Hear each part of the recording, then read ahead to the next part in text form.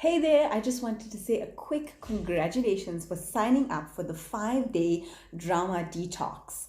What I can tell you after years of working with thousands of clients is that in order to build a life that you love, a life that that inspires you, it's important to be able to differentiate between the things that drain you versus the things that feed and inspire you. And let's face it, we all have difficult situations, difficult people, toxic people in our lives, and we need to be equipped in order to deal with them in such a way that it doesn't drain you in the same way and that you still have the mental, physical, and emotional energy to go out there and make your dreams come true. So the challenge officially kicks off on Monday, the 25th of November. During the course of today, however, you will receive an email in your inbox with more information on the challenge and what it entails, everything that you need to get you started.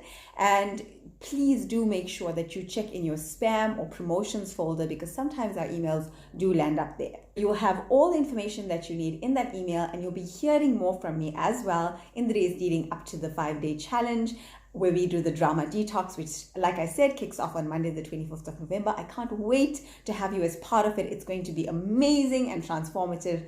I will see you there.